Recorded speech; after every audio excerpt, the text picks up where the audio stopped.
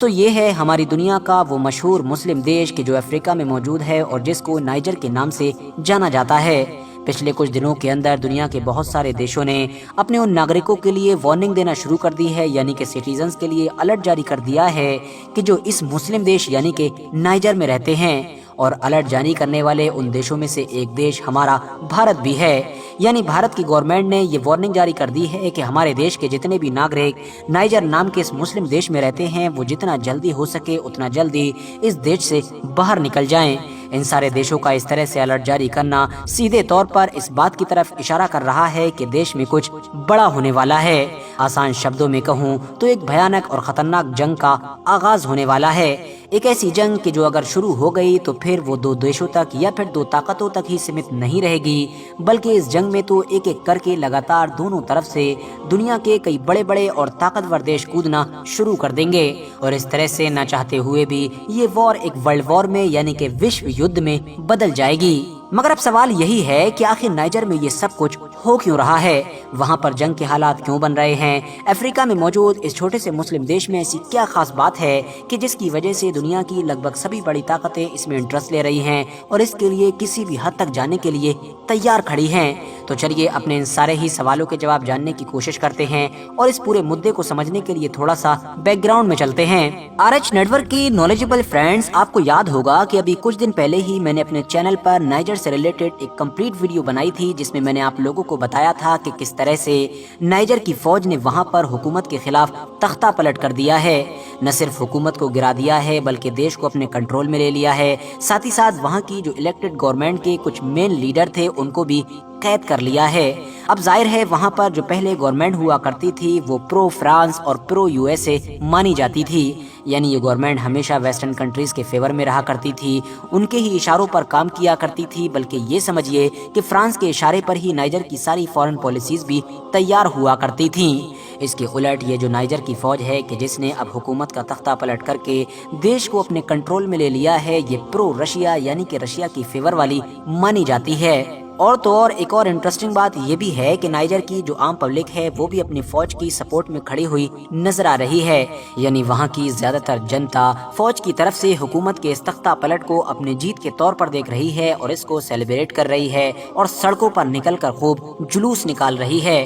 دنیا کے نظریے سے دیکھیں تو اس کو جہاں ایک طرف فرانس اور امریکہ کی ہار کے طور پر دیکھا جا رہا ہے تو وہیں دوسری طرف رشیا کی جیت کے طور پر دیکھا جا رہا ہے۔ اس کا صاف طور پر اثر اس وقت بھی دیکھنے کو ملا کہ جب تختہ پلٹ ہونے کے بعد عام پبلک سڑکوں پر نکل کر آئی تو نائجر کے ہاتھ میں رشیا کے جھنڈے بھی نظر آ رہے تھے۔ صاف طور پر وہاں کی پبلک شاید یہ میسج دینا چاہ رہی تھی کہ اس تختہ پلٹ میں نہ صرف ان لوگوں کی ہی جیت ہے بلکہ رشیا کی بھی جیت ہے۔ جب سے ہی تختہ پلٹ ہوا ہے تب سے ہی امریکہ پوری طرح سے نائجر پر نظر بنا کر رکھے ہوئے ہے اور اسپیشلی فرانس تو غصے سے پاگل ہو گیا ہے، وہ اپنی پکڑ دوبارہ حاصل کرنے کے لیے کسی بھی حد تک جانے کے لیے تیار ہے۔ مگر دوستو اب آپ لوگوں کے دماغ میں یہی سوال آ رہا ہوگا کہ بھئی یہ دیش افریقہ میں موجود ہے اور ایک مسلم دیش ہے، اس میں رشیا، امریکہ اور فرانس جیسے دیشوں کا کیا لینا دینا ہے؟ تو چلیے اس چیز کو سمجھنے کے لیے تھوڑا اتہاس میں چلتے ہیں۔ دراصل دوستو ایک دور ہوا کرتا تھا کہ جب یورپ کی دو بڑی طاقتوں میں یعنی کہ فرانس اور برطانیہ میں اس بات کو لے کر بحث ہوا کرتی تھی کہ ہم میں سے کون دنیا کے زیادہ علاقے پر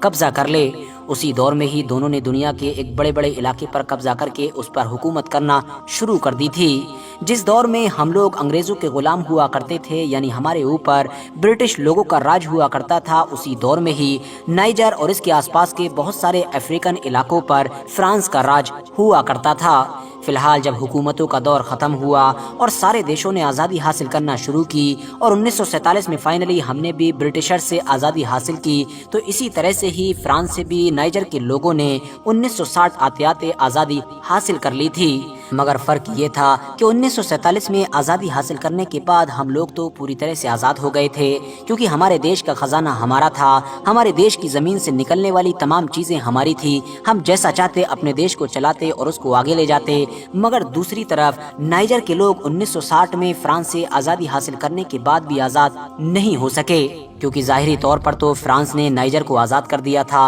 वो वहाँ से चला भी गया था, मगर अंदरूनी तौर पर नाइजर बाद में भी हमेशा फ्रांस का ही गुलाम बना रहा। फ्रांस अंदरूनी तौर पर उसको कंट्रोल करता रहा, अपने फेवर वाली गवर्नमेंट को ही वहाँ पर बैठाता और अपने हिसाब से नाइजर को चलाया करता था। नाइजर की जो फॉरेन पॉलिसीज हुआ करती थी वो भी फ्रांस के इशारे पर ही तैयार हुआ करती थी।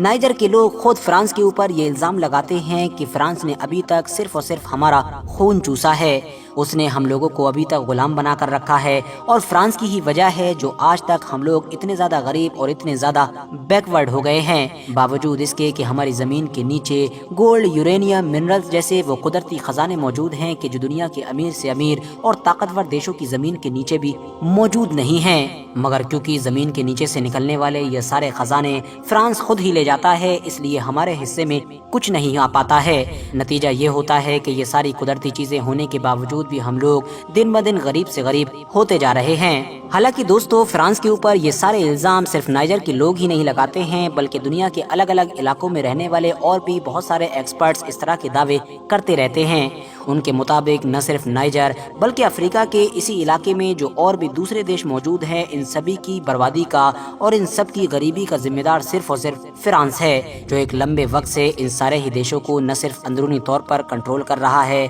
बल्कि इन सारे ही देशों की जमीन से जो कुदरती खजाना निकलता है उसको भी लूट कर अपने साथ ले जाता है। नाइजर के लोगों के अंदर फ्रांस के खिलाफ ये भयानक गुस्सा तो एक लंबे वक्त से ही भरा हुआ था, मगर उनको कभी भी मौका नहीं मिला। ये सारा गुस्सा उस वक्त अचानक से ज्वालामुखी बनकर फूटा कि जब उन्होंने देखा कि उनके खुद के देश की ही जनता उनके साथ खड़ी हो चुकी है और उसने उस हुकूमत का तख्ता पलट कर दिया है कि जो दरअसल फ्रांस के इशारों पर चला करती थी। बस उसी वक्त वो लोग भी सड़कों पर निकल आए, अपनी जीत का जश्न मनाने लगे और ऐलान करने लगे कि बस अब और नहीं, हमको पूरी आज़ादी चाहिए, देश की हर चीज़ हमारी है और हम बाहरी ताकत को किसी भी चीज़ पर कब्जा नहीं करने देंगे। मगर दूसरी तरफ फ्रांस भी नाइजर को इतनी आसानी के साथ कैसे छोड़ सकता है? वो इतने लंबे वक्त से जब डायरेक्टली या फिर इनडायरेक्टली नाइजर को कंट्रोल कर रहा है और बहुत सारी चीज़ों में तो वो नाइजर पर डिपेंड भी हो चुका है, तो इसीलिए वो नाइजर को अपने कंट्रोल से कभी भी नहीं निकलने देगा। इसीलिए फौज का तख्ता पलट होते ही उसने भी तैयारी शुरू कर दी है। वो किसी भी हद तक जाने के लिए तैयार है और मुमकिन है कि बहुत जल्द ही फ्रांस के इशारे पर नाइजर में जंग शुरू भी हो जाए। यही वजह है कि अब दुनिया के ज्यादातर देशों ने अपने उन नागरिकों को फौरन जल्द से जल्द नाइजर छोड़ने की सलाह दी है कि जो नाइजर में स्टे किए हुए हैं। मगर दोस्तों, फ्रांस, अमेरिका और इस जैसे दूसरे वेस्टर्न देशों ने इस बार नाइजर में जंग करने का दूसरा तरीका निकाला है, यानी इस बार वो चाहते हैं कि सांप भी मर जाए और लाठी भी ना टूटे। इसीलिए उन्होंने फाइनली इकोवास नाम के उस ग्रुप को एक्टिव कर दिया है जो किसी दौर में फ्रांस ने ही बनाया था, और इसीलिए बनाया था ताकि अफ्रीका के इलाके में उसका हमेशा दबदबा कायम रह सके। वैसे तो इकोवास नाम के इस ग्रुप में अफ्रीका के बहुत सारे देश हुआ करते थे, मगर आज की डेट में उन देशों में से कुछ देश सस्पेंड भी हो चुके हैं। आप लोग मैप में देख सकते हैं कि जो देश डार्क ग्रीन नजर आ रहे हैं वो दरअसल ऐसे देश हैं कि जो अभी भी इस ग्रुप का हिस्सा हैं, जबकि जो लाइट ग्रीन हैं वो देश हैं कि जो वक्त के साथ सस्पेंड कर दिए गए हैं। और जाहिर है सस्पेंड भी वही देश हुए हैं कि जिनमें फौजी बगावत हुई थी और उन हुकूमतों का अब तख्ता पलट हो चुका है